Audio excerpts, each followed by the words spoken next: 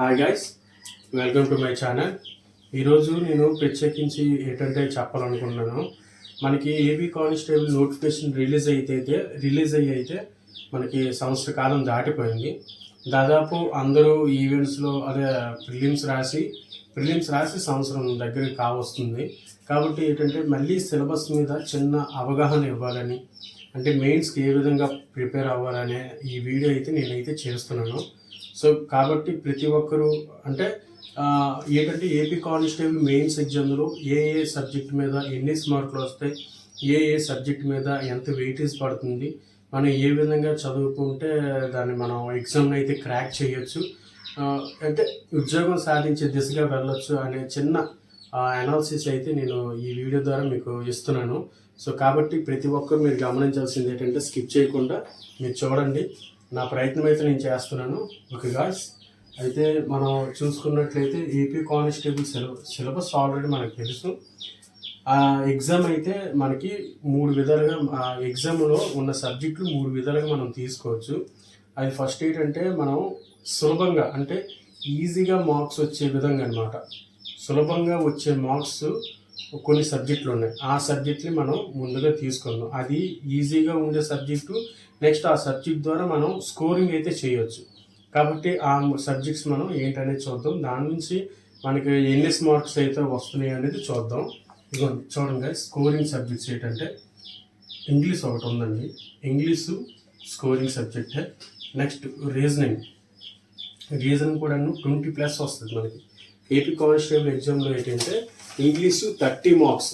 అందుకనేసే ప్రతి ఒక్కరు ఏపీ కానిస్టేబుల్స్కి మనకి ఇంగ్లీష్ చాలా ప్రాముఖ్యత అనమాట. ఇంగ్లీష్ ఎవరైతే చేయగలుగుతారో, ఇంగ్లీషు రీజనింగ్ ఎవరైతే చేయగలుగుతారో దాదాపు వాళ్ళ చేతిలోని 40 మార్క్స్ మన చేతిలో ఉన్నట్లేనండి.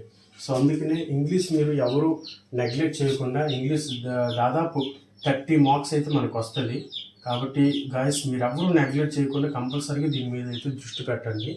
మరి అదేవిధంగా ఇది రీజనింగ్ అనమాట. రీజనింగ్ మీకు అందరికీ తెలిసిందే. అదైతే 20 నుంచి 20+ అంటే 20 లోపు అయితే ఇవ్వడం జరగదు. ఖచ్చితంగా 20+ ఇస్తాడు. కాబట్టి రీజనింగ్ కూడా మీరు కొంచెం దృష్టి పెట్టుకోండి. రీజనింగ్ అనేది చాలా ఈజీ సబ్జెక్టు.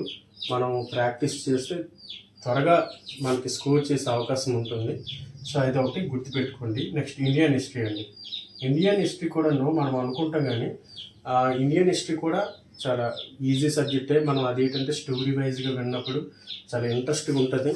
సో అది మోడర్న్ హిస్టరీ నుంచి మిడివల్ హిస్టరీ నుంచి ఎక్కువ శాతం మనకి మిడివల్ కాదు కానీ ఏన్షియెంట్ హిస్టరీ నుంచి మోడర్న్ హిస్టరీ నుంచి ఎక్కువ క్వశ్చన్స్ అయితే మనకి అడిగే అవకాశం ఉంది. దాదాపు 30 మార్క్స్కి అయితే ఇది మనకు వచ్చే అవకాశం ఉంది. కాబట్టి ఇండియన్ హిస్టరీని కూడాను ఎవరు నెగ్లెక్ట్ చేయవద్దని నేనైతే మరొకసారి మీ అందరికీ మనవి చేస్తున్నాను.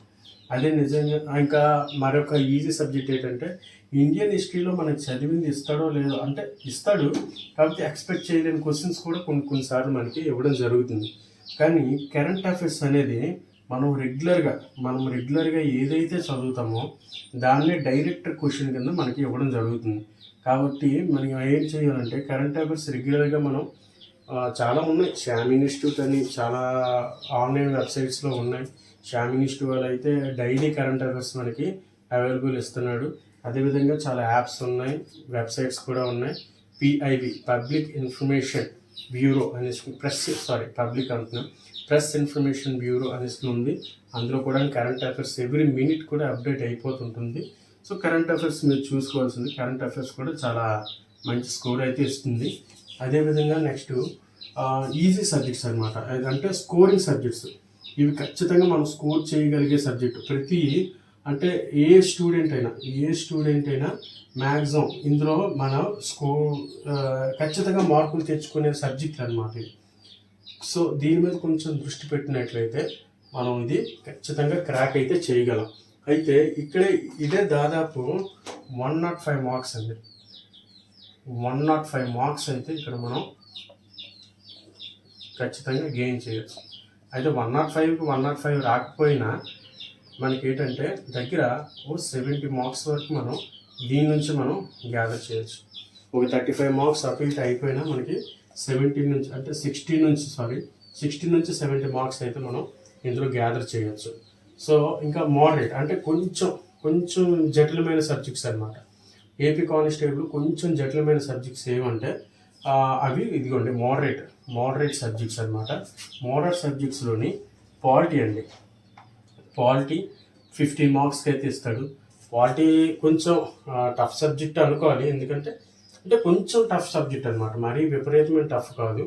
మనం అలాగా కొంచెం రెగ్యులర్గా చదివినట్లయితే పాలిటీ కూడా మనం గెయిన్ చేయొచ్చు. అదేవిధంగా బయాలజీ కూడాను 15 మార్క్స్కి ఇస్తాడు. Next geography. ఈ ఈ ఈ మూడు కూడాను అదే ఎక్కువ ఉంటుంది అనమాట. టాపిక్స్ ఎక్కువ ఉంటాయి, చదవడానికి కొంచెం ఇబ్బందిగా ఉంటుంది అనమాట. అంటే ఇబ్బంది అంటే గుర్తుగా ఉండవండి, ఇదేనా మ్యాక్సిమం అన్నీ గుర్తుంటాయి. ఈ టాపిక్ ఏంటంటే గుర్తుంటాయి, ఇవి ఏంటంటే గుర్తుండవు. మనం చదివిన 2 డేస్కి 1 డేస్కి మనం మర్చిపోతాం. సో దీన్ని మనం రెగ్యులర్గా మరి దీని మీద సాధన చేయాల్సిన అవసరం అయితే ఉంది. ఇది అందుకే మోడరేట్ అనమాట. అంటే ఉంటుంది, గుర్తుంటుంది, కానీ చెప్పలేము. అటువంటి పరిస్థితుల్లో ఈ 3 సబ్జెక్టులు ఉంటాయి. సో అందుకే దీన్ని మోడరేట్ సబ్జెక్ట్, కొంచెం ఇబ్బంది పెట్టే సబ్జెక్ట్స్ అనేసి నేనైతే ఇది మీకు చెప్తున్నాను.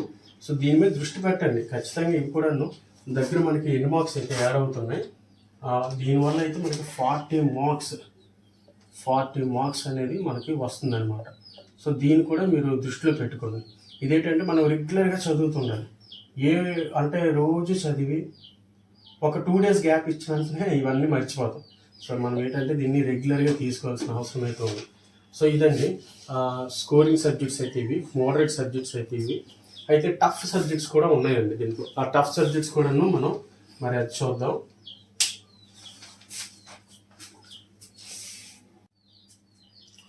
మనం చూసుకున్నట్లయితే మనం ఇంతకు మునుపు మనం ఏంటంటే మనం scoring subjects and easy subjects, next అదేవిధంగా మోడరేట్ అంటే కొంచెం కష్టతరమైన సబ్జెక్ట్స్ అది రెండు చూసుకున్నాం. ఈసారి మనం టఫ్ సబ్జెక్ట్స్ అనమాట. అంటే ఇవి టఫే, నాలాంటి స్టూడెంట్కి ఇవి టఫేనండి. ఎందుకంటే అర్థమెటిక్ చాలామందికి వస్తుంది, కొందరికి రాదు. ఏంటంటే అర్థమెటిక్ అండ్ ప్యూర్ మ్యాథ్స్లో ఉన్న ప్లస్ పాయింట్ ఏంటంటే ఇది ఒక్కసారి వస్తే మరి మర్చిపోయే అవకాశం ఉండదు. సో దాన్ని మనం ముందు తెలుసుకుంటే అది ఈజీయే. ఎందుకంటే ఒక్కసారి మనకి ఇది వస్తే ఇది ఖచ్చితంగా మరి మర్చిపోయే అవకాశం ఉండదు, కానీ రావడమే కష్టం. సో అందుకనే దీన్ని నేను ఈ టఫ్ సబ్జెక్ట్స్లో పెట్టాను. ఎందుకంటే కొందరికి వస్తుంది, కొందరికి రాదు. సో అందుకనేసి నేనైతే దీన్ని పెట్టాను. ఇదైతే మనకి 30 మార్క్స్ వరకు వస్తుందండి. సో 30 మార్క్స్లో ఏ టాపిక్స్ అనేది నేను వేరొక వీడియో చేస్తాను. అర్థమెటిక్లో 30 మార్క్స్కి ఏ టాపిక్ మీద వస్తుంది ఒక్కొక్క మార్క్ అనేది నేను తర్వాత చెప్తాను. అది ఓకేనా.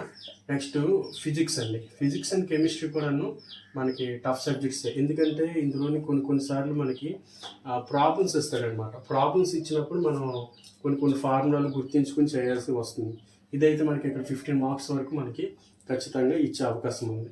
సో నెక్స్ట్ ఎకానమీ ప్రాధాన్యత కానిస్టేబుల్లో చాలా తక్కువనే చెప్పాలి, కానీ మనకి ఏంటంటే ఎకానమీ ఒక ర్యాపిడ్గా మనం గుర్తించుకోవాల్సిన అవసరం ఉంటుంది. సో ఇది కూడా కొంచెం టఫే, ఎందుకంటే లెక్కలు అనమాట ఎక్కువ మనకి ఏంటంటే సెన్సస్ రిపోర్ట్స్, నెక్స్ట్ ఈ విధంగా ఏపీ తాలూకా తలసరి ఆదాయం మొన్న మనకి పేపర్లో వేసినట్టుగా ఏపీ తాలూకా తలసరి ఆదాయం జాతీయ ఆదాయంలో కన్నా మెరుగ్గా ఉందనేసి మనకి పేపర్లు వేసాడు. సో అటువంటి వాటి మీద మనకి బిట్లు అడుగుతారనమాట. మనం ఎప్పుడు చదవనివి అలాంటి వాటి మీద అడుగుతుంటాడు. సో అందుకని ఇది కూడా టఫ్ సబ్జెక్ట్స్ కింద పెట్టాం. సో గాయస్ మనం ఒకటే చెయ్యాలి, మనకి ఈ tough subjects, moderate subjects, easy subjects అని కాకుండా కంప్లీట్గా మనం ఏంటంటే అర్థం చేసుకుని చదువుకున్నట్లయితే మనకు ఖచ్చితంగా అవకాశం ఉంటుంది. సో ఏంటంటే నాలాంటి కొంచెం మిడిల్ స్టేజ్లో ఉన్న అభ్యర్థులు ఎవరైతే ఉన్నారో వారైతే ఈ విధంగా ప్రాక్టీస్ చేయండి. ఏంటంటే ఈజీ సబ్జెక్ట్స్ని ముందుగా కవర్ చేయడానికి చేయండి, తర్వాత మోడరేట్, తర్వాత టఫ్ సబ్జెక్ట్స్. మనం ఈ రెండు మాత్రం కంపల్సరిగా మనం చూసుకోవాల్సిన అవసరం అయితే ఉంది. ఇది మీ ఇష్టం, మీకు టైం ఉంటే మీరు చెయ్యండి, లేకపోతే లేదు, అది మాత్రం కన్ఫర్మ్ అండి. ఓకే గైస్, ఈ వీడియో మీకు నచ్చినట్లయితే ఖచ్చితంగా లైక్ చేయండి. ఈ వీడియో కానీ మీరు మొదటిసారి చూస్తున్నట్లయితే మా ఛానల్ని సబ్స్క్రైబ్ చేయండి. ఇంకా ఇటువంటి వీడియోస్ నేను ఇంకా చేస్తాను, సపోర్ట్ చేయండి friends. All the best, God bless. ప్రతి ఒక్కరికి జాబ్ రావాలని మనస్ఫూర్తిగా కోరుకుంటూ జై హింద్.